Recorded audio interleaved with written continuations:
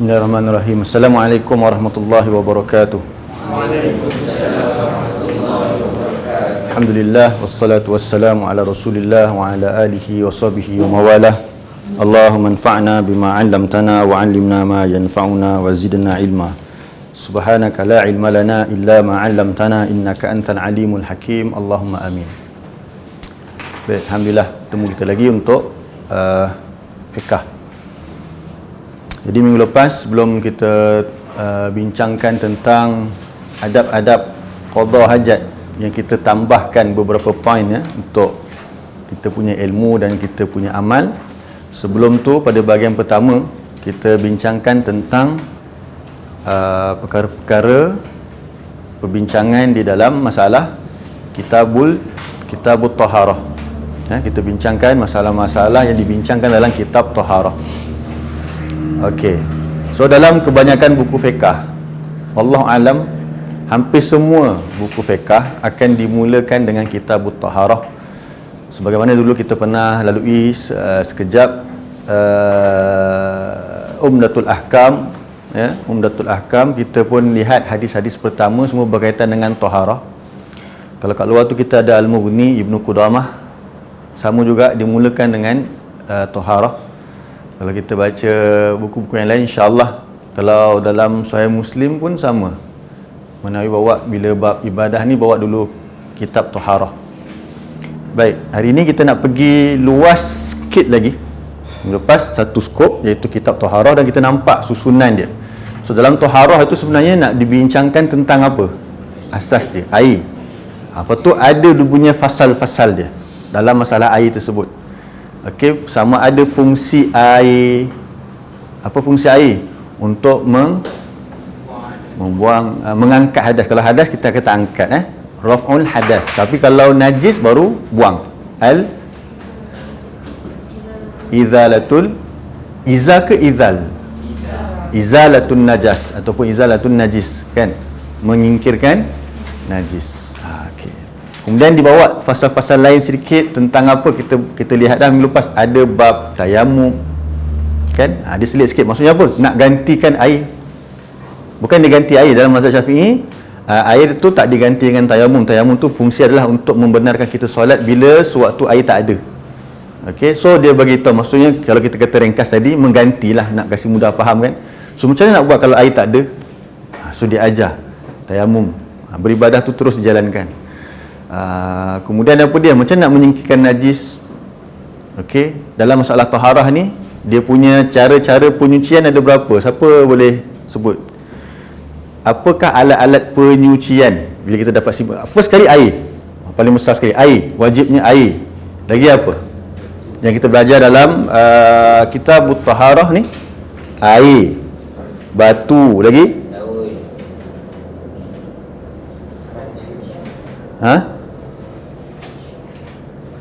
Batu tu dekat tisu lah. Lagi apa? Dia pokok-pokok, perkara pokok. Kertas semua tu dekat batu. Lagi apa? Apa lagi cara-cara untuk bersuci? Alat dia ataupun kata apa dia? Dalam bahasa Arab panggil wasail. Dia punya jalan untuk bersuci. Dengan air, dengan batu, lagi? Itu semua kat sini lah. Lagi. Tanah yang keras tu sikit lagi. Tadi kita dah sebut dah tayamum, apa dia? Tanah yang bersih lah, tanah yang suci ataupun debu. Okey, lagi apa? Satu lagi yang kita dah belajar dah. Apa lagi cara untuk bersuci yang kita dah belajar? Tayamum tadi dengan tanah. Ini alat dia. Alat dia ataupun macam nak kata macam apa? Wasail dia punya bahasa Arab. Dia punya jalan dia tu dengan tanah, dengan batu, termasuk kertas, termasuk dan lain-lain, dengan ada tisu, air. Lagi satu apa? Cepat. Najis sudah kering. Tu untuk apa tu? Najis sudah kering untuk apa? Setinjak tak, kan? Apa tu lagi?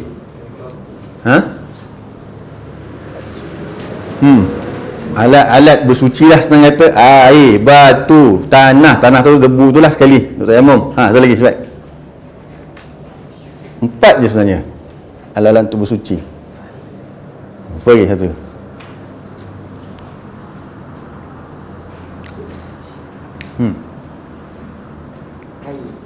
Kain. Luaskan sikit lagi. Sikit. Tisu. Mana kalau orang bagi takut. Cakap macam tu pula. Tapi benda tu dia termasuk ke tiga-tiga ni dari keempat. Cakap siap. Sugi tu ya. Itu untuk persucian, betul, untuk mulut. Tetapi yang itu bolehlah kalau macam tu masuk sugi. Satu lagi yang besar. Apa dia? Kita dah belajar bab bersuci macam mana? Dengan air untuk angkat hadas. Okey, tu bab taharah. Dengan batu untuk istinja. Tadi tu angkat hadas boleh, istinja boleh, mandi boleh. Okey, lepas tu untuk istinja boleh dengan batu. Untuk solat boleh dengan tayamum. Satu lagi. Apa lagi? Menyapu khuf itu termasuk kat wuduk tadi, dekat air semua. Lagi apa?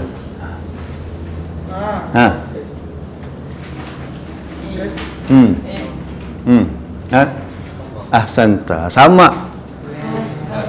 Itu semua wasail untuk membersihkan. Kita duk fikir nampak kita nak bersihkan diri kita, tertinggal nak bersihkan barang yang lain kita juga. Kulit dengan sama. Sama bukan mesti dengan air. Sama tak mesti dengan air. Apa contoh sama kita bagi contoh tu hari? Gunakan apa? Taik burung merpati. Itu dah kira sama. Tapi bila kita pakai taik burung merpati, dah buang dah dia punya apa? Salut lapisan lemak tu, dia suci tak? Dia kotor sebab dia najis. So kena basuh dengan air untuk hilangkan najis. Tetapi sama tadi tu dengan kalau kita tak guna taik burung tersebut, kita tak guna salah satu contoh sama lah guna taik burung. Tak guna taik burung dekat kulit tersebut, dia tak hilang kulit tu, tetap kulit tu jadi najis. Faham tak? Kulit tu sendiri. Kenajisan kemudian yang menempel pada dengan taik burung itu kita basuh je lah. Tapi asalnya kulit tu adalah najis. Macam nak jadi dia suci? Sama. Nampak tak? Itu semua dalam bab taharah. Okey.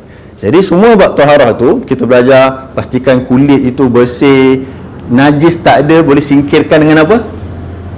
Nak singkirkan najis dengan apa? Air sahaja. Kalau kita berhadas, macam nak angkat hadas dengan air tu kita gunakan untuk berwuduk. Kalau kita hadas besar, tak boleh nak solat, kita kena buat apa? Mandi wajib. Bila tak ada air, apa nak buat? Tayamum. Okey, semua itu sebenarnya adalah kunci kepada ibadah. Sebab tu Nabi kata apa? Miftahus salah, sebetul. Cuba search dalam sunnah.com. Miftahus salah. Miftahus salah. Miftah, kunci. Miftahus salah. Keluarkan phone. Cuba angkatkan phone. Macam ni je, miftahus salah. Tengok kat sunnah.com.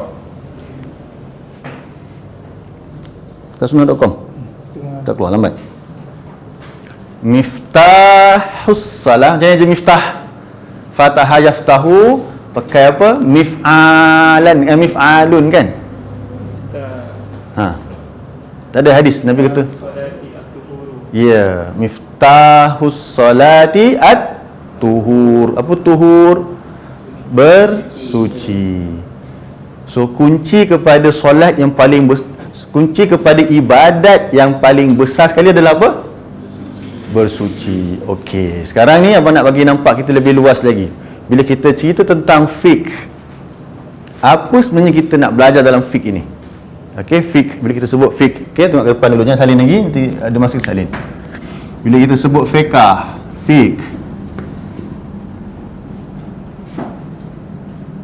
apa bab-bab yang ada dalam fiqh yang kita nak kena belajar? Dia ada 4. Yang pertama ialah fiqhul ibadah. Yang salin dulu, kita bincang dulu. Yang pertama apa dia? Fiqhul ibadah. Yang kedua, fiqhul muamalat wal maliyah.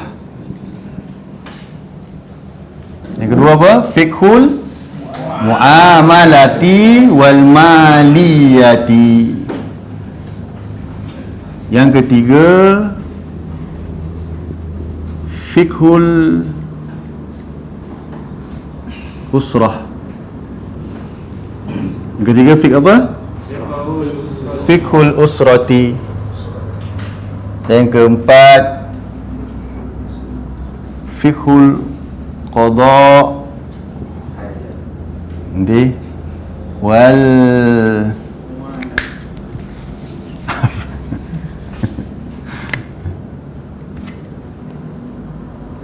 wal jinayat.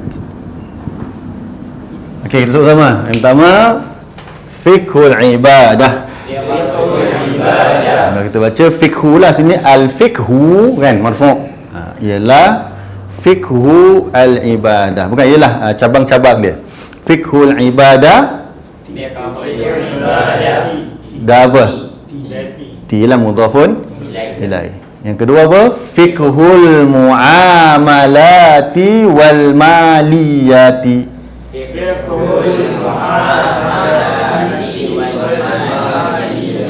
Ketiga fiqhul usrati. Ketiga fiqhul qada'i wal jinayati. Inilah dia 4 bab yang besar di dalam fiqh. Okey, bila kita belajar matan Abu Syuja' ni, terutamanya matan Abi Syuja', dia merangkumi keempat bab ni. Berapa bab? 4 bab. Setengah buku dia tak semua bab ni. Setengah buku satu bab je, di bahagian fiqhul ibadah je. Okey, apa yang ada pada fiqhul ibadah? Cuba kita buka kita punya indeks belakang. Belakang ke depan kalau buku ni tak pasti.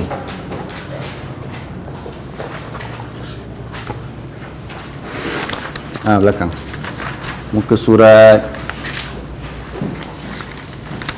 245. Kita tengok situ sikit. Tengok foto.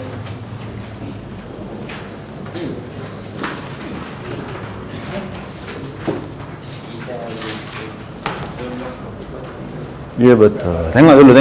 Tengok dulu. Nanti abang terang sikit.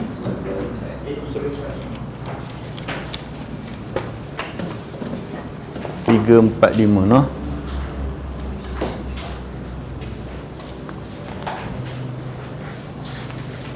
Okey, jom kita baca sama-sama daripada Kitabut Taharah kan. First kali Kitabut Taharah. Okey, betul. Okey, next kitab apa? Kitabut Taharah betul ada fasal-fasal dia lah. Kitab apa lepas tu? Kitabus solat. Kitabus solah. Next. Okey, Kitabus solah. Solat apa solat? Solat lah. Okey, kedua, ketiga? Kitabuz zakah. Apa kitabuz zakah? Zakat lah. Dalam Kitabus solat ada fasal-fasal banyak kan? Okey, lepas tu Kitabus solah, lepas tu Kitabuz zakah, kemudian Kitabus saum kita pernah belajar dalam puasa dulu. Okey, kemudian Kitabul hajj. Okey, betul? Okey, lepas tu siapa tahu buyu'? Buyu' apa buyu'? Buyu' apa buyu'? Buyut rumah. Buyu' jamak kepada bai'un. Bai'un. Jual beli. Bai'un tu jual beli. Kitabul buyu', kitab jual beli. Nak jual macam mana, nak beli macam mana, ada riba tak ada riba. Tengok fasal-fasal dia situ. Fasal first kali apa tulis? Riba kan? Nampak tak? Ada fasal riba. Kat situ nanti nak beli kereta secara hutang macam mana? Okay, boleh ke saya beli kereta hutang, kereta tu harga 10,000, lepas tu saya beli dengan harga 16,000, boleh ke? Itu riba ke tidak? Kalau saya pinjam duit pula, saya pinjam duit dengan Aiman 10,000, boleh tak saya bayar kat Aiman 16,000? Dengan saya beli kereta kat Aiman harga 10,000, Aiman kata, oh kamu nak bayar tangguh, saya nak, kalau macam tu Aiman kata kat abang, awak kena bayar saya 16,000. Sama tak antara dua kes tadi? Pertama kes apa? Aiman bagi abang punya duit, Aiman bagi punya abang 10,000, Aiman kata nanti kamu bayar balik Abang Syafiq, kamu bayar sebulan 1,000, maksudnya 10 bulan cukup dah, tapi kena bayar 16 bulan. Jadi ekstra 6,000 kena bayar. Itu dekat mana, riba tak? Okey. Tu riba. Jawapan tu riba. Okey, lepas tu Aiman kata, ni yang lain pula, abang nak beli kereta kat Ifan. Ifan nak beli kereta Ifan tu, A-E-N tu. Abang kata ambil lah 5,000 cash. Tapi abang kata tak adalah cash. Okey, tak apa, kau bayar, Abang Syafiq bayar tangguh 7,000.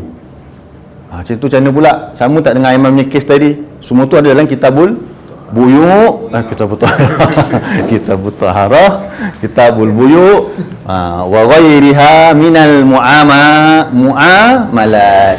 Muamalat tu hal-hal lain, jual beli yang lain pula. Ataupun urusan-urusan bukan jual beli je, pinjaman dan sebagainya. Buyuk tu jual beli. Muamalat ni benda-benda kita buat seharian, setiap-tiap hari. Okey. Okey, lepas tu apa? Lepas kitabul buyuk. Panjang tak tu? Panjang kan tengok kitabul buyuk punya fasal. Banyak. Lepas tu baru masuk apa? Kitabul faraid wal wasiyah. Itu apa tu? Maksud dia tu. Ini nanti insya-Allah Ifan yang akan ajar kita ni. Abang kenal dia 12 tahun dia belajar kitab faraid. Faraid apa faraid? Bahagian harta. Adik-beradik, anak beranak. Kalau ayah kita meninggal nanti harta dia macam mana? Adakah semua dapat dekat dia, siapa yang jaga ayah dia ke? Macam mana? Kita jaga ayah kita daripada kecil sampai tua. Okey, sampai kecil macam ni jaga ayah dia pula. Lepas ayah kita sakit, contohlah 30 tahun aku jaga ayah. Patut harta ni semua aku punya. Boleh ke tak boleh dalam agama? Orang lain tak jaga, dia dapat tak harta tersebut? Ataupun dia jaga 30 tahun, last day dia yang tekup bapak dia. Bapak dia tak boleh nyawa, bapak dia mati. Lepas tu daripada dah meninggal, na'udzubillah, ni drama Melayu lah, drama Melayu. Lepas tu nak bagi faraid, dia kata aku nak harta aku. Dia dapat ke tak? Dia pembunuh kepada bapak dia. Dia dah jaga 30 tahun anak. Semua tu dibincang dalam faraid dan juga wasiat. Bab wasiat. Wasiat macam mana pula? Boleh tak kita nak wasiatkan seluruh harta kita? Kalau kita ada harta 1 juta dalam bank, insya-Allah. Lepas tu kita kata apa? Saya nak wasiatkan 1 juta. Wasiat. Wasiat 1 juta ni semua kepada, boleh ke tak boleh? Agama benarkan ke tidak? Itu semua kita akan bincang akan datang. Bukan sekarang lah. Okey, lepas tu apa? Kitabun nikah wa ma yata'allaqu okey. bihi min al-ahkami wal qadaya. Jadi kitab nikah dan apa yang bersangkut paut dengannya. Apa yang bersangkut dengan nikah? Paling-paling apa? Cerai. Paling-paling. Kan? Lepas tu, dan hukum hakam dan juga undang-undang berkaitan dengan dia. Bila bab nikah, apa yang bersangkut paut? Lepas dah nikah apa? Nafkah, mahar, mas kahwin. Semua tu kena tahu. Okey, lepas tu Kitabul jinayah. Kitabul jinayah. Jinayah lah bahasa Melayu. Jinayah ni bahasa Arab. Adalah kitabul jinayah. Lepas tu ada bincang tentang apa? Kitabul hudud. Okay, dalam tu ada ada 2 fasal. Lepas tu kitabul hudud. Hudud ni apa hudud? Hukum mati. Okey, hukum ketetapan. Jadi hudud ini ketetapan undang-undang yang Allah sendiri tentukan. Contohnya potong tangan bagi orang mencuri, itu Allah tentukan, bukan kita. Tapi kalau nak sebat orang yang minum arak, itu bukan Allah tentukan, itu kita, pemerintah dibenarkan untuk menentukan hukum tersebut. Okey? Macam siapa yang langgar PKPP, tak pakai mask di khalayak ramai, yang depan orang ramai tak pakai mask, kan kena denda 1,000 kan? Mask pun kena denda 1,000. Itu had ke? Kita kata mana ada had? Mana ada Allah perintahkan? Dia ada lagi, tengok lagi. Lepas tu apa? Ada kitabul jihad, lagi apa? Jihad tu jihad lah kan. Kitabul soidu tu buru, kemudian iaitu buru dan juga sembelihan. Kemudian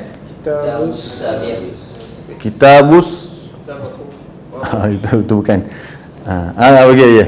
Lepas tu kitabul aiman wan nuzur, iaitu sumpah-sumpah dan nazar. Kemudian kitabul aqdiyah. Aqdiyah tu undang-undang wasyahadat dan juga persaksian. Okey, kemudian kitabul atik, iaitu apa? Pembebasan. Atik ke itqu? Itu itqan, pembezaan pula, pembebasan hamba.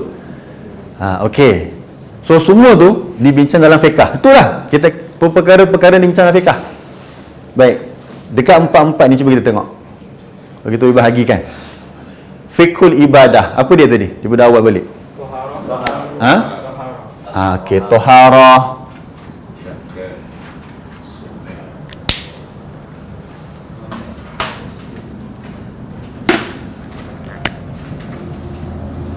At-taharah. Lagi? Solat. Jihad.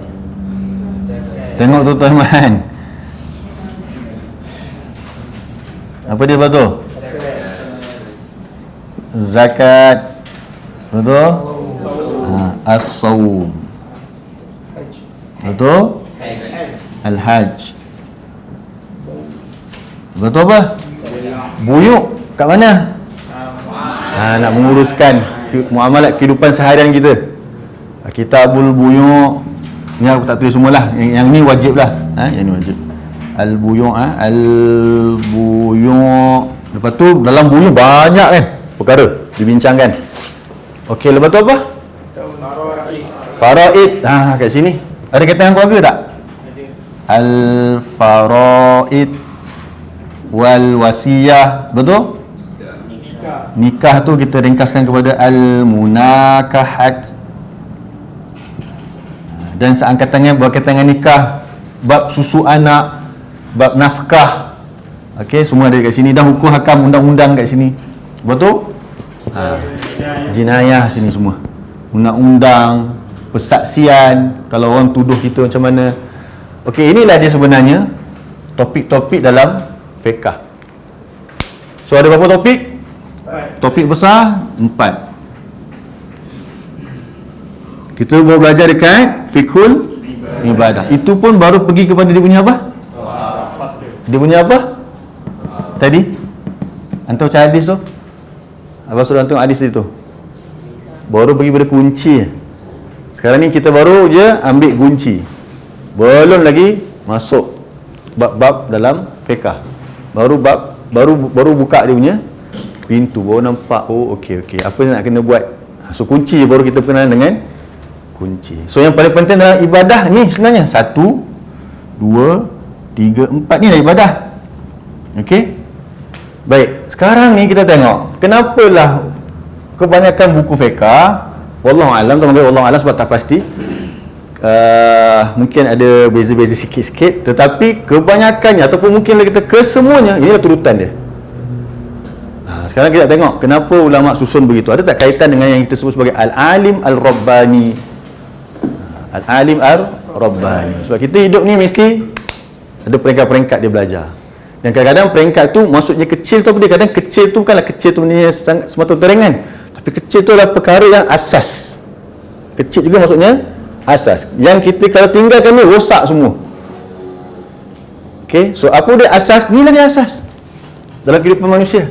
Sebab apa kita kata fiqh ibadah ni asas? Siapa boleh nampak kaitan dengan keseluruhan ni? Cuba tengok apa perbezaan dan persamaan yang ada pada fiqh 1, 2, 3, 4 ni. Kalau kita boleh rangkum-rangkumkan. Persamaan dan juga perbezaan yang kita boleh tally-tallykan dia. Apa-apa dia lontarkan. Maksudnya fiqh ini berkaitan dengan aspek apa. Yang ni aspek apa, ni aspek apa. Jadi kalau tengok yang ni dengan ni dia tak sama. Ni dengan ni aspek dia sama. Cuba itu pun dah apa bagi nampak. Fiqh, okey, sebenarnya fiqh ini adalah kita punya tanggungjawab, bukan kepada lembu kan. Kita belajar bab sembelihan tu sebab lembu tu ke? Lembu tu haram, dan boleh kita cakap gitu kan. Babi apa hukumnya? Haram dia kata. Babi tu kenapa haram pula? Haram apa dia?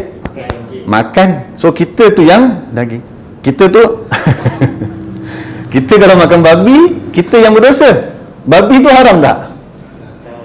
Jangan dekat anjing. Anjing haram, betul ke? Tak betul. Pegang anjing haram ke? Tak, apa yang haram dengan anjing? Makan anjing. Lagi apa? Kalau kita kata soal haram lah. Apa lagi? Jual beli anjing. Jual beli anjing sebab dia najis, haram. Buat pet, haram. So haram tu semua pergi mana? Kita ke anjing? Kat kita. Okey, sekarang ni kita belajar fiqh, nak tahu hukum hakam ataupun tanggungjawab kita kepada Mesti pertama kepada siapa? Allah. Yang kedua baru kepada dua kita besarkan. Apa dia? Apa? Tak, makhluk. Dua ni je lah kan sebenarnya. Betul tak? Hak Allah dan juga hak makhluk. Betul tak? Hablum minallah wa hablum minan nas. Nak jaga dua ni je. Okey. Antara hak Allah dan hak makhluk, mana paling besar nak dijaga? Allah. Hak Allah. Jadi ulama susun apa dulu? Ibadah dulu. Ibadah dulu. Dalam ibadah tu adalah semua ni. Solat, zakat, saum, haji. Okey. Kenapa tak ada syahadah? Padahal ni rukun Islam ni, tapi ada 4 je, mana lagi yang kelima? Syahadah. Mana pergi syahadah? Kenapa tak belajar dalam kitab fiqh? Siapa ingat lagi fiqh ada berapa? Yang atas lagi. Dia punya pecahan. Fiqh ada 2, satu fiqhul akbar, satu fiqhul asghar. Fiqhul akbar apa dia? Tauhid. Fiqh besar ni tauhid, fiqh ni kefahaman. Apa perkara pertama kita nak kena faham? Tauhid kepada Allah. Sebab tu syahadah tak ada kat sini, sebab dah belajar dekat fiqhul akbar. Jadi semua fiqh yang kita tengok kat sini, keempat-empat bab ni, paling besar dia sekali, luar dia ialah fiqhul akbar. Fiqhul akbar. Apa dia fiqhul akbar? Tauhid. Apa kunci tauhid? Asyhadu an la ilaha illallah wa asyhadu anna Muhammadan abduhu wa rasuluh. Gagal yang ini, dalam ni usah. Apa dalam ni? Tu empat-empat tu. 1, 2, 3, 4. Okay, faham tak? Nak menyempurnakan tauhid, first kali ni. Yang pertama sekali. Apa dia? Buktikan betul kamu tauhid kepada Allah dan ikut Rasul. Ni, solat. Jaga solat. Zakat. Belajar tentang solat. Apa kita nak belajar tentang solat? Apa yang kita nak belajar tentang solat? Wudu. Lagi? Bacaan. Lagi? Tumakninah. Okey, apa kita boleh jadikan dia sebagai benda-benda yang besar sikit? Tu kita kecil-kecil kan? Apa kita nak belajar tentang solat? Perkara-perkara apa? Perkara senang. Perkara-perkara berkaitan apa dalam solat kita nak tahu? Kalau kita kata, Irfan kata tadi wudu. Perkara apa tu? Wudu tu perkara apa dalam solat? Syarat. Syarat apa? Syarat sah. Syarat sah. Lagi apa dia lagi? Rukun-rukun solat. Apa beza syarat dengan rukun? Dua-dua tu wajib. Dua-dua wajib. Tapi apa beza syarat dengan rukun? Siapa ingat? Syarat kharij, perkara luar daripada sesuatu perkara. Kalau rukun, dalam dia. Kalau kita takbiratul ihram, Nabil, kalau begitu takbiratul ihram rukun ke syarat? Rukun, sebab dia dalam solat. Okey, wajib tak buat benda tu? Wajib. Berwuduk wajib tak? Wajib. Tapi dalam solat ke luar solat? Luar solat. Dia bukan solat, zat solat tu sendiri. Maka bila kita kata wuduk, maksudnya syarat. Wajib tak? Tak ada wuduk boleh solat. Walaupun dia cukup rukun, tak sah juga. Cukup syarat, tapi tak cukup rukun, sah tak? Tak sah. So, kena belajar tak rukun solat? Syarat solat, dia kena tahu. Lagi apa lagi? Nampak tak? Benda itulah nak Ustaz masukkan. Kita bagi tadi tu yang kita senaraikan contoh-contoh dia. Okey, rukun solat, syarat solat. Apa lagi? Kalau solat. Perkara apa lagi berkaitan dengan solat kita nak tahu? Cukup ke rukun dengan syarat je dah dapat ke pahala sempurna? Tak cukup lagi. Sunat-sunat solat. Betul? Sunat pula dia terbagi pada dua, nanti kita akan tengok. Sunat-sunat yang muakkad, yang kalau tak buat kena buat apa? Sujud sahwi. Ada sunat yang kalau tak buat sujud sahwi. Apa contoh dia? Itu yang perkara sunat. Tahiyat awal tertinggal, kena buat sujud sahwi. Last kali lah sebelum salam. Okey. Yang Ifan kata tertinggal semua itu lain sikit lah. Itu bab sujud sahwi juga. Tapi kita nak tahu apa nak tanya tadi tentang sunat-sunat. Sunat ada dua. Satu sunat yang sangat dituntut untuk kita buat. Kalau tak buat, kena sujud sahwi. Kalau tak baca subhana rabbiyal azim, Allah Akbar, diam. Kena sujud sahwi tak? Dia sunat tak baca? Kalau wajib batal terus. Kan? Sunat kat mana? Sunat ghairi muakkadah. Sunat yang tidak muakkad. Okey, so dia kena tahulah walaupun dia buat benda tu, dia bukan tak buat, dia buat tapi dia kena tahu cabang-cabang tersebut. Supaya apa? Dia mahir dalam setengah-setengah keadaan. Kalau mendesak, mungkin dia nak kena cepat. Situasi macam ni mungkin baca sekali saja dan sebagainya kan. So dia kena tahu. So itu antara perkara yang nak belajar dalam solat. Apa tadi? Rukun-rukun solat, syarat solat, sunat-sunat solat yang terbagi kepada sunat-sunat yang muakkad ataupun tidak muakkad. Lagi adab solat. Lagi apa lagi kita kena tahu? Perkara-perkara yang membatalkan solat. Kalau gelap, macam mana selak? Tengok Sofia dulu ingat lagi sekali kita sembahyang tarawih. Dah rukuk dah. Sofia masa tu besar uas. Dia tengok je muka Azri macam ni. Depan. Memang kalau abang pun menyembuh, Azri dah menyembuh gelap. Okey, kalau gelap, batal tak? Gelap. Kalau tak sengaja gelap, macam tu je. Tak sengaja. Tak sengaja memang tadi nak kontrol. Tadi dah tu memang batal lah. Macam tadi memang semua pun gelap, memang batal lah masa tu. Solat tarawih masa tu. Bukan solat fardu. Kalau solat fardu jenuh juga. Kena ikat coya tu. Solat sunat. Okey, kalau tergelap. Sikit.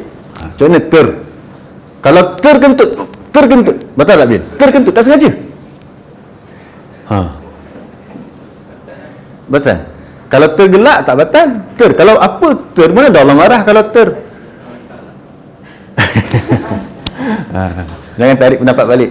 Tadi betul. Kalau terkentut pun memang batal. Dia satu je yang batal, itu terkentut batal. Okey, terkencing batal lah sekali. Terkencing kan. Okey, kalau kita solat contohnya lagi kan, kita nampak budak je lah. Dia nak pegang phone kita. Tak cakap. Batal ke tak? Semua tu kena belajar dalam bab-bab perkara yang membatalkan solat. Macam tu batal Kadang kita nampak budak kita itu walaupun tak bercakap dalam perkataan, tapi itu seolah-olah membina perkataan selain daripada ayat Quran. Sebab dalam solat tak boleh baca selain daripada ayat Quran sahaja boleh. Okey, tak boleh baca melainkan hanya ayat Quran dan juga zikir-zikir yang ditetapkan. Selain daripada itu batal. Hai je dia kata. Batal, boleh batal solat tersebut. Okey, man. Jangan terasa lemah. Dia tak baik batal dia orang curi budi batal. Curi beg boleh tak kita batalkan solat kita? Boleh? Boleh kita batalkan tangkap orang tu? Boleh. Lepas tu nanti solat zuhur je lah. Kalau dia sempat Jumaat lagi lah dengan imam kan. Pernah berlaku kat Iman? Pernah tengok? Dan jahat kan orang yang curi ketika solat. Tapi kalau kita rasa dalam beg tu tak ada apa-apa, kosong, biar je lah. Dalam tu ada duit yang melibatkan banyak amount dia kan. Kalau setakat tu ada kad bank saja, biar je. Boleh call bank, tolong batalkan kad saya tu sekejap kan. Tengok keadaan mendesak dan sebagainya. Kalau berhenti saja memang tak boleh, haram hukum dia. Kalau berhenti kerana orang nak mati boleh. Tengok ke depan tu orang lemas, jatuh longkang ke apa kan, tu boleh berhenti solat. Nampak risiko Sofia main karen ke Uas main karen, kalau benda tu dia kena tu memang dia kena renjatan, boleh berhenti. Kalau cakap dia main phone semua, tak boleh berhenti. So pandai-pandai lah. Ayahnya pun kena simpan Uas, dan tu kita pun kena elok-elok lah simpan handphone kita tu. Okey, itu contoh. Itu semua bahagian mana? Fiqh yang paling pertama sekali, iaitu nak menjaga hak Allah. Ini untuk hak Allah. Seterusnya tiga-tiga ni hak siapa? Semua berkaitan dengan makhluk. Sebab tu disusun mana dulu, jaga hak Allah dulu. Okey, lepas dah jaga hak Allah, apa yang paling besar dalam kehidupan kita seharian kita yang kita buat? Muamalat. Setiap waktu kita ada muamalat, berjual beli ke, betul tak? Jual belilah senang kata. Memang setiap waktu kita ada jual beli. Nak makan, nak dapatkan makanan, mesti mula dengan jual beli. Setiap waktu yang paling banyak dalam kehidupan kita adalah jual beli. Sebab tu dia berkaitan dengan apa? Muamalat. Dan dikembangkan lagi sampailah penjagaan harta kita. Nak beli rumah macam mana dan sebagainya, kena belajar benda ni. Lepas tu bila dah ada harta, apa nak buat? Dah ada harta, baru boleh usrah. Usrati jannati orang kata. Apa dia usrah? Keluarga. Fik kekeluargaan. Macam mana jadi seorang suami, apa hak isteri, semua kat sini. Tapi mana dulu ulama letak? Kebanyakan buku fiqh dia letak usrah, kemudian baru muamalat. Apa agak-agak sebab? Kita sekarang dah tahu dah kenapa fik ibadah dulu sebelum fik lain. Allah. Sekarang kita bincang pula kenapa muamalat, mal, harta dulu baru usrah.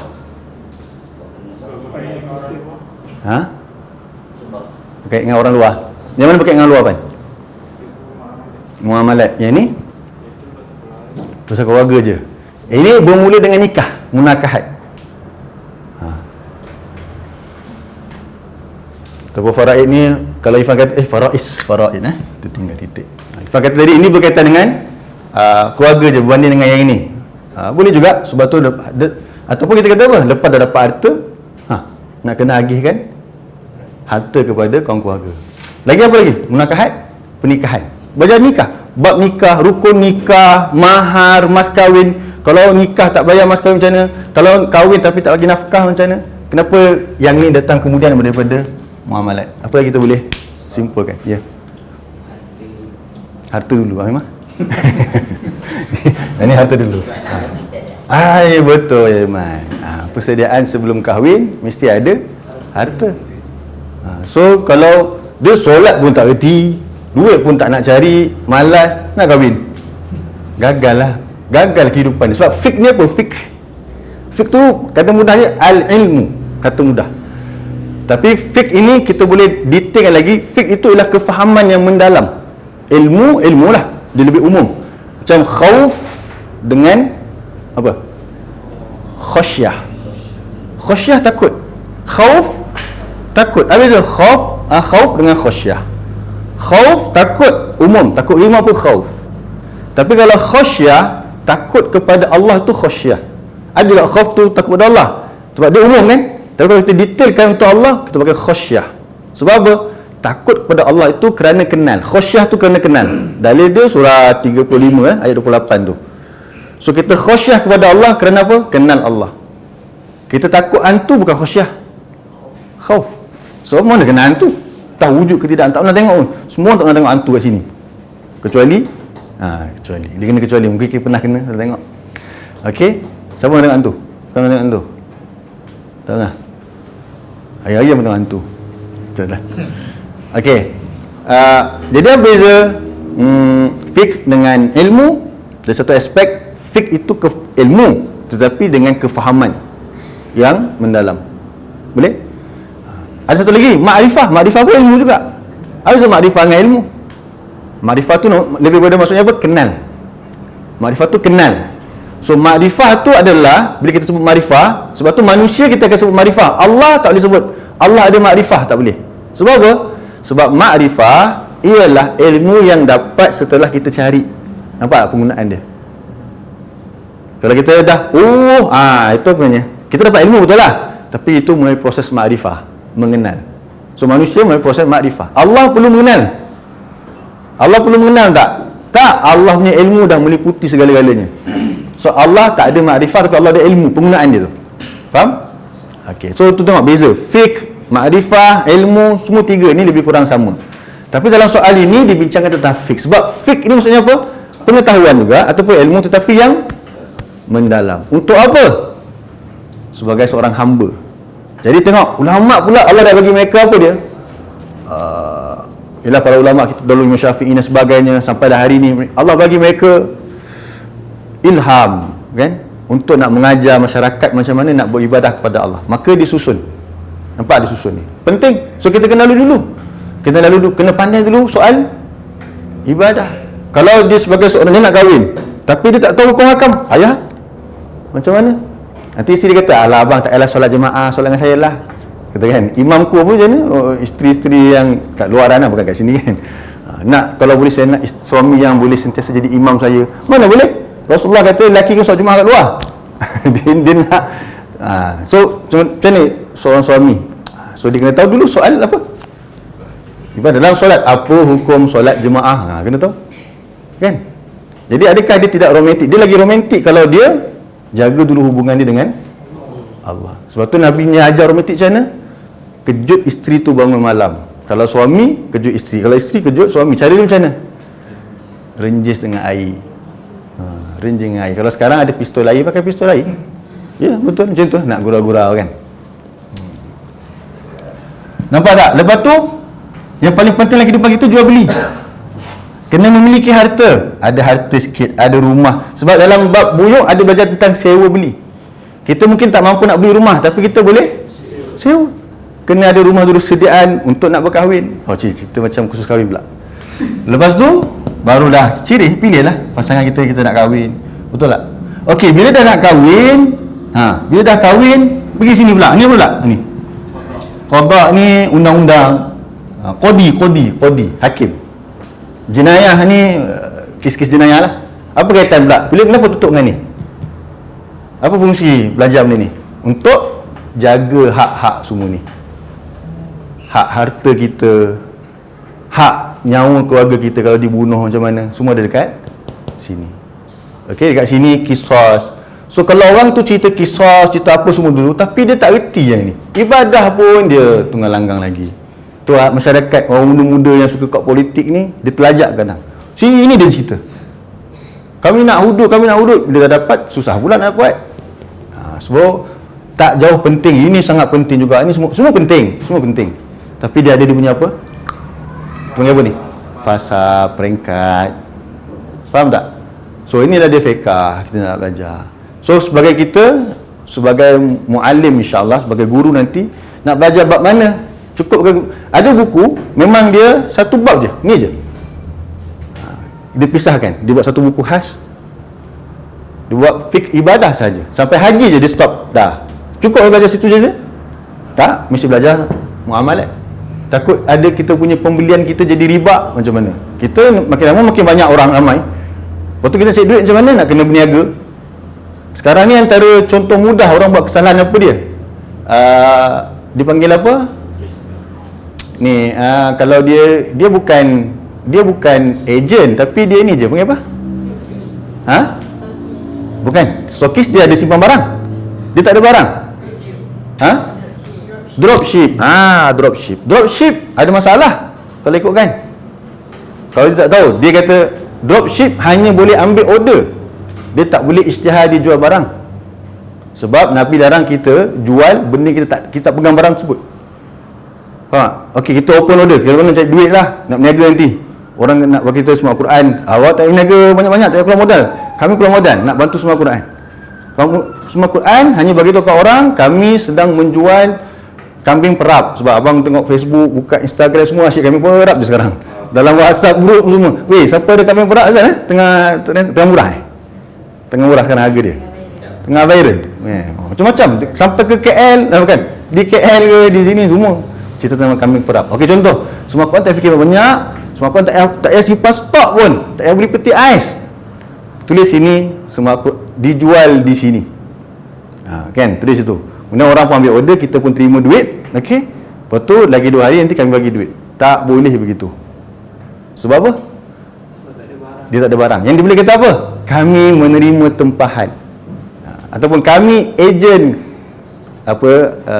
kambing perap sekian. Kami minggu ini order dibuka. Tu boleh.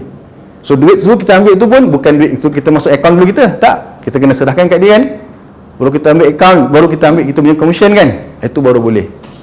Faham tak? Kalau kita declare cakap tu kita jual tu dalam keadaan kita kata itu barang kita tapi kita tak ada barang tu, tak boleh. Ramai buat begitu. Dia buat dropship tapi konon-konon ingatkan dia jual. Rupanya bukan. Sebab bila kita dah order, sampai ada orang tu kita nak order dia kat Ampang, KL. Barang tu tengok alamat daripada sender Ipoh. Dekat kita je punya. Ada satu barang kat rumah kat dia tadi yang untuk cuci periuk tak silap. Order daripada KL, tapi barang tu post daripada Ipoh. Kalau tahu kita jadi kat kedai Ipoh ke apa kan, tapi tak apalah sistem. Tapi dia tak adalah kata dia jual. Dia open order. Tu boleh. Sebab apa? Dia bukan jual barang. Kalau jual barang mesti ada. Lagi apa dia? Kalau jual barang tak boleh tipu. Dan kita kata ni buku ni okey lah 90%. Sekali orang tu balik tengok 90% elok. Dalam penuh conteng-conteng. Penuh conteng-conteng. Ditipu. Tak boleh. Ataupun jual barang, dalam barang tersebut tak tahu apa dia. Sekarang orang buat macam ni. Kan orang-orang yang meniaga, kadang-kadang dia dah post hantar balik. Alamat tak ada lah tiba-tiba. Kan masa PKP tu kadang orang post sebulan pun ada sampai. Sekarang tengok sebulan tu orang tu pindah.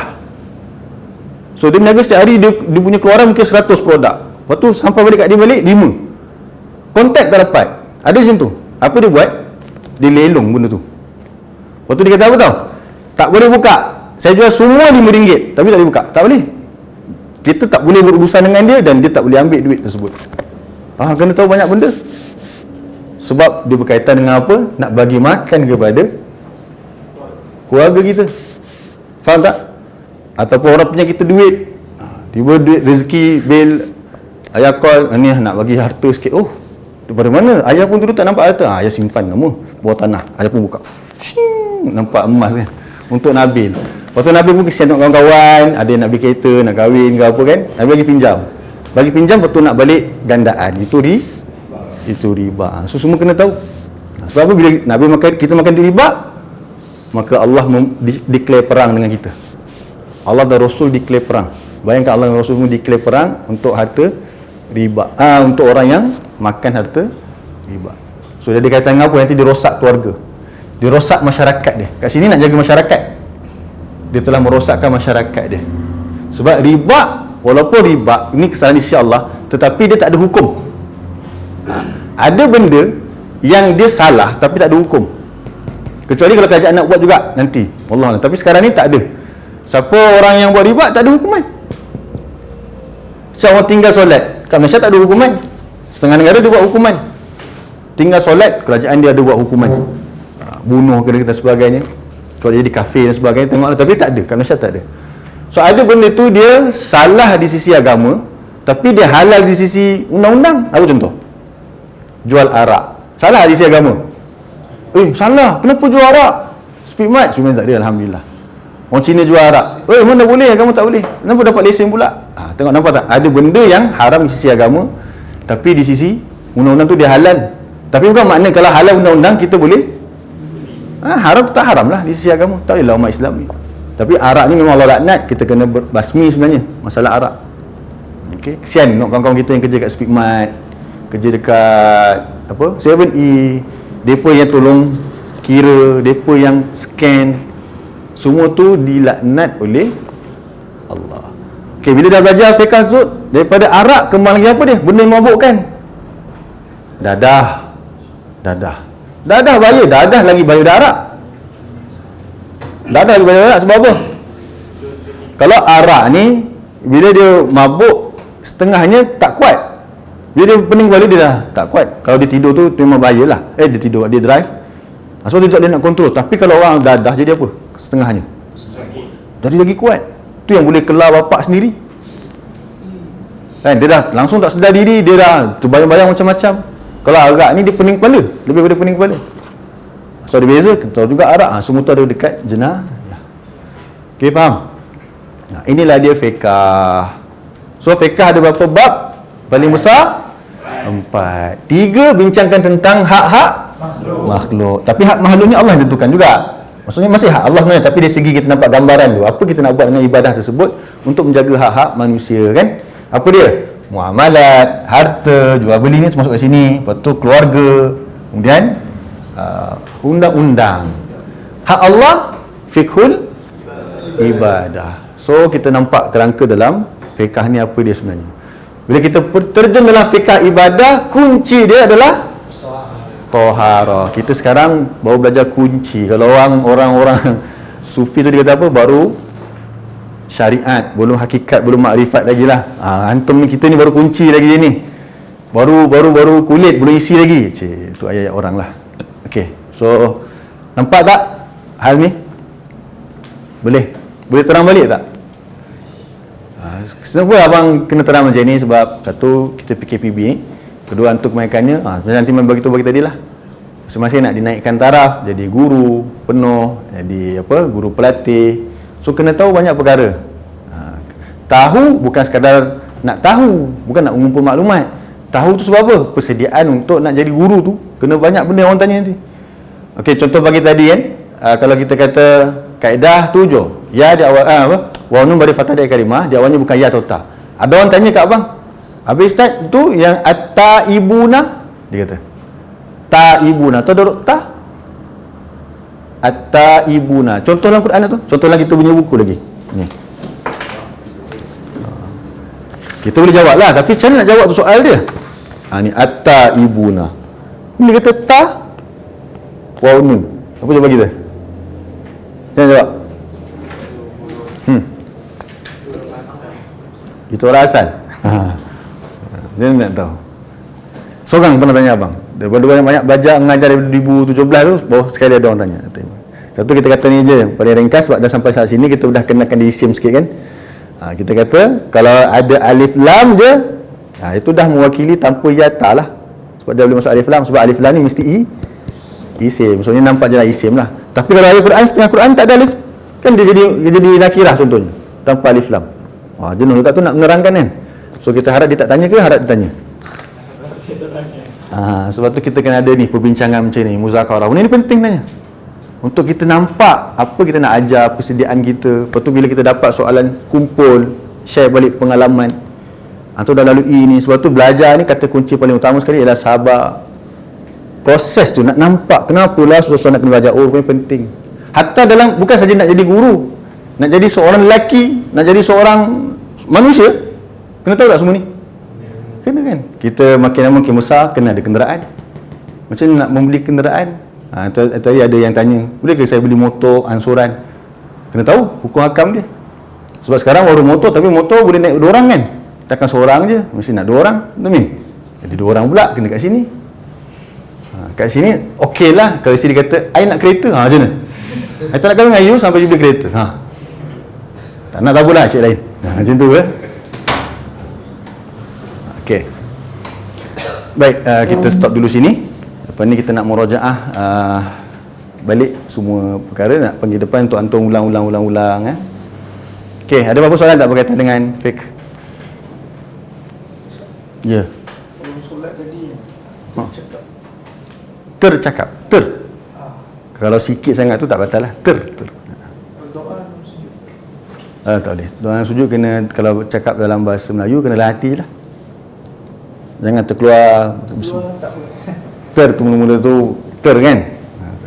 Yang sengaja memang batal lah. Kalau tu dah jadi panjang, orang nampak itu dah macam tak solat, tak boleh lah. So tu pergerakan sekalipun, kalau kita belajar pergerakan kan tak boleh lebih 3 kali tu. Itu yang tidak berkaitan dengan solat. Yang tak berkaitan dengan solat. Kalau berkaitan dengan solat tak ada masalah. Kan? Contohnya kita nak betulkan saf ke depan. Dia buat macam ni sebab dia faham 3 kali tu lah. Tapi ada yang faham apa 3 kali tu? 3 kali tu adalah kalau bukan solat. Bukan solat, maksudnya benda yang bukan berkaitan dengan solat. Macam dia gerak-gerak, misalnya dia gerak-gerak. Tu lebih dari batal lah. Sebab apa? Image dia tak macam solat dah. Duk gerak-gerak je ni. Solat tu. Tapi kalau lebih 3, batal. Kalau tidak, tapi kalau ada solat, nak betulkan saf, boleh tak? Boleh nak betulkan saf. Faham? Sebab dia perlu dalam solat tersebut. Tapi kalau jauh sangat, memang orang nampak tu berjalan, bukan solat. Tak boleh lah. Ini memang nampak situasi tu, depan tu je. Betulkan saf. So, tak masalah. Walaupun, tu 4. Kau dia kata, 4. Tak boleh lah, batal. Cik dia cerita, masa ada budak dekat, mungkin dia dah besar dia Ifan lah kot. Dia sebab dia masa tu dekat Semua Quran, masa tu Ustaz Bahawat dekat Sepang. Lepas tu dia 2 orang adik-beradik. Dia ada orang sujud, rukuk, lepas tu bangun, lepas tu melekat, lepas tu dia tarik keluar. Budak tu pergi tarik, pakcik tunjuk keluar. Dawang, pakcik kat depan dia tu, ada budak kecil belakang ni, depan tu ada pakcik. Orang tu rukuk, waktu dia bangun, sangat bangun dah, sedut. Vacuum. Waktu budak tu pergi tarik. Tapi saya ingat, betul ke tak, ikut sambungan ni cerita kat orang lain. Waktu orang tu, dia masukkan balik. Nanti saya tanya balik cik dia, betul ke tak, budak tu siapa? Kadang budak kecil, di luar jangkaan. Kalau Sofia boleh buat, Umay boleh buat kadang kan. Kita pun tak tahu. Saya nak buat keadaan tersebut. Okeylah. So ni kita bincangkan tentang bab-bab fiqah dalam fiqah. Bab-bab fiqah. Bab-bab fiqah. Soalan. Contoh kalau macam kita yang garu-garu tu pun dikira sebagai Kalau pergerakan yang kecil tak, tu pergerakan yang besar yang 3 tu. Kalau kecil ini tak. Tu pergerakan besar kan? yang pergerakan nampak besar. macam orang normal lah. Tu orang ajar macam tu, yang satu jari tu kecil. Yang tak nampak tak normal. Tu garu-garu macam tu tak ni lah. Kalau Gatal Kudis. Kudis dia tu kan. Wallahualam. Kalau boleh ditahan sikit lah. Tengok macam mana kadang kan, masuk dalam poket lah. Kan, lelaki yang tahu. Okey, tu kita bincang lagi. Detail lagi tu memang kena check lah jawapan.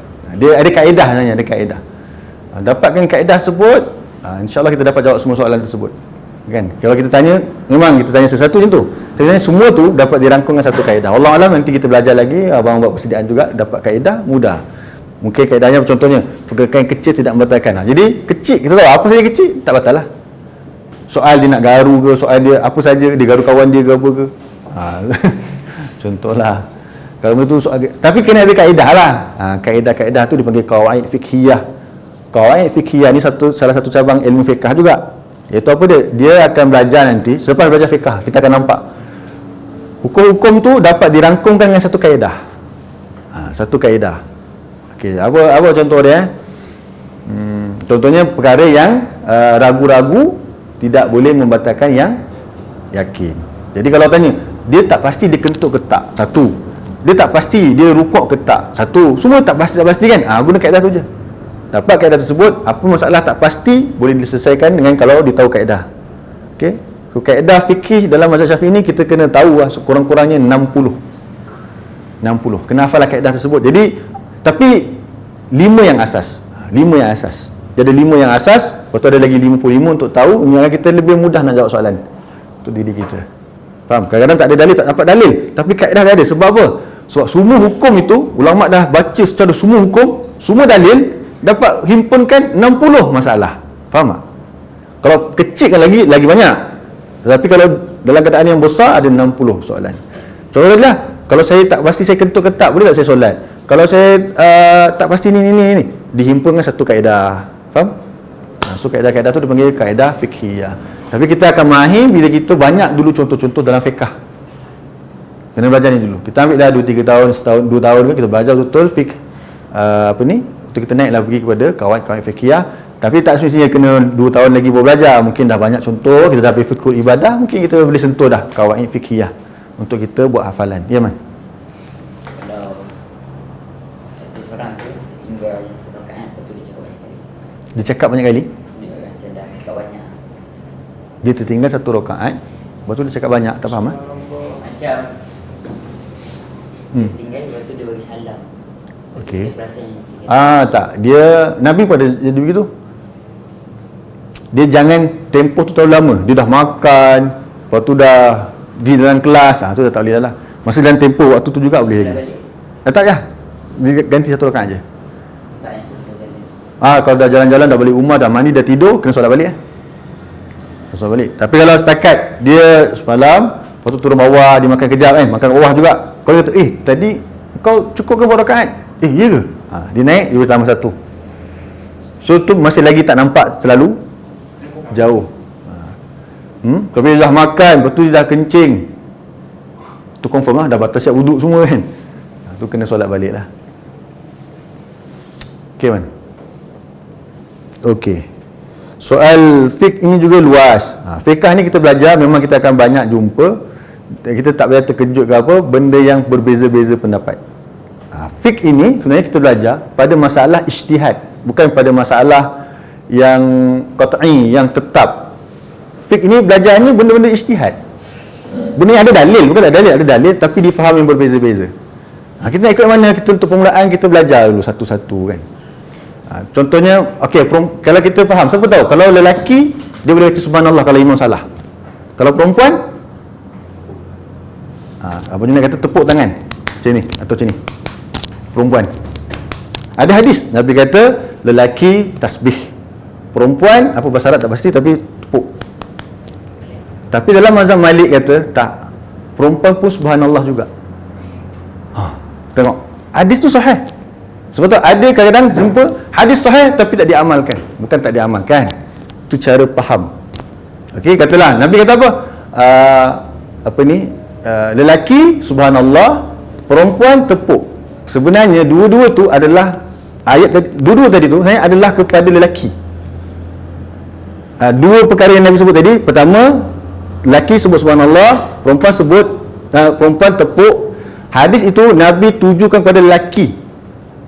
Imam Malik faham macam tu. Apa dia? Dia faham macam ni. Hadis tu macam mana? Ada orang solat, bila imam tu salah, orang buat, lelaki buat macam tu. Okey. Nabi kata apa? Tak, baca subhanallah. Tepuk-tepuk tangan ni macam perempuan dekat luar solat. Maksud dalam solat jangan tepuk tangan macam perempuan. Faham tak? Tak faham? Hadis yang sama, Nabi kata siapa yang, kalau perempuan, kalau lelaki baca subhanallah, kalau perempuan tepuk tangan. Imam Syafi'i faham apa? Kalau dalam solat, kalau imam salah, lelaki baca subhanallah, perempuan tepuk tangan. Ada je, dari sebab perempuan tak boleh keluarkan suara. Sebab tak boleh keluarkan suara dalam, kalau ada lelaki yang bukan mahram dia. Imam Syafi'i kata pula, tak, hadis Imam Malik lah kata, tak, hadis tu bukan berkaitan dengan perempuan kena buat begitu, perempuan pun kena subhanallah juga. Hadis ni beritahu apa dia? Kamu bila nampak imam salah, cakap subhanallah, jangan tepuk-tepuk tangan. Tepuk-tepuk tangan ni macam perempuan. Faham tak? Itu dia faham, Imam Malik faham macam tu. Tepuk tangan tu macam perempuan. Apa? Di luar solat mungkin orang Arab perempuan suka macam tu contohlah kan. Situasi. Apa tu kita kata uruf. Nampak? Hadis yang sama. So benda tu ijtihad. Yang penting, sebab tu kita kena belajar sekarang ni, kita nak belajar macam mana Imam Syafi'i keluarkan dalil.